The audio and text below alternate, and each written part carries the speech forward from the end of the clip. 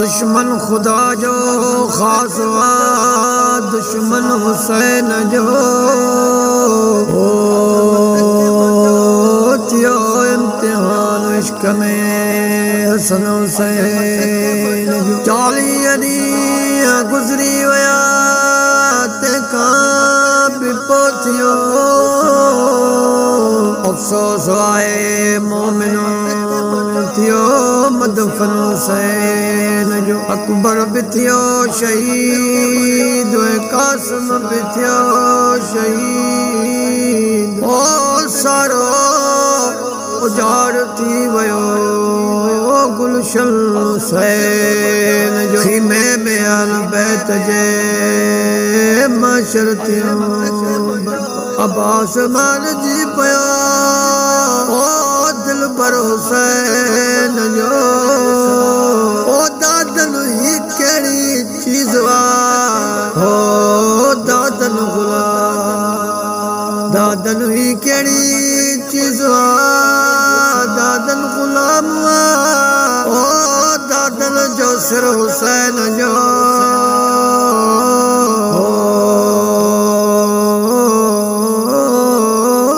दादन हुसैन मुझा आका हुसैन तुझे अजमत के मुझा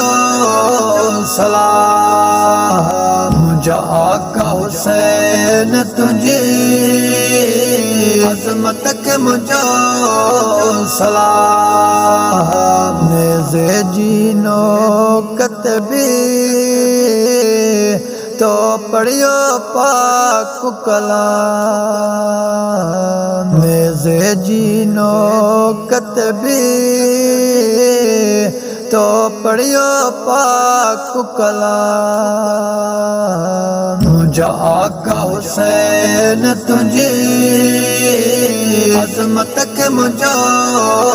सलाम मुझा आका हुसैन तुझे अजमत के मुझा सलाम सब सूर सटा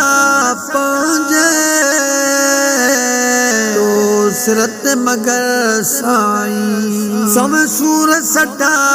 पंजे सिरत मगर साईं हरगिज़ न कबूलियो तो थियण यज़ीद आलो गुलाम हरगिज़ न कबूलियो तो थियण यज़ीद आलो गुलाम मुझा आका हुसैन तुझे अजमत के मुझा सलाम मुझा आका हुसैन तुझे अजमत के मुझा सलाम घर बार बचा जिदो जा नाने दीन खातिर घर बार बचा जिदो जा नाने जे दीन खातिर करे घोर लिखारी करबल में मिठा सरिया मुझा आका हुसैन तुझे अजमत के मुझा सलाम मुझा आका हुसैन तुझे अजमत के मुझा सलाम तड़पायो ॾाढो ज़ालिमन तुझे मासूम असगर खे तड़पायो ॾाढो ज़ालिमन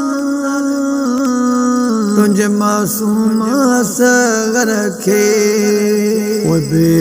सब्र कयो तो शहनशाह तुझे सब्र के सैयद सलाम उहे बि सब्र कयो तो शहनशाह तुझे सब्र के सैयद सलाम मुझा आका हुसैन तुझे अजमत के मुझा सलाम मुझा आका हुसैन तुझे अजमत के मुझा सलाम मासूम न्याणी पंजी अम्मा फातिमा ज़ोहरा मासूम न्याणी पंजी अम्मा फातिमा ज़ोहरा हवेलीअ में छॾे मैं अकेली जेकर रोंदी हुई सुबुह शाम हवेलीअ में छॾे मैं अकेली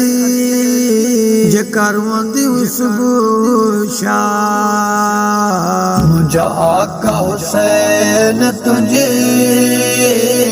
अजमत के मुझा सलाम मुझा आका हुसैन तुझे अजमत के मुझा सलाम हर मोमिन जो आका तो आही मौला हुसैन हर मोमिन जो आका तो आही मौला हुसैन अशकल चवे पारत थई आयूं सजण जे साम अशकल चवे पारत थई आयूं सजण जे साम मुझा आका हुसैन तुझे अजमत के मुझा सलाम मुझा आका हुसैन तुझे अजमत के मुझा सलाम अजमत के मुझा सलाम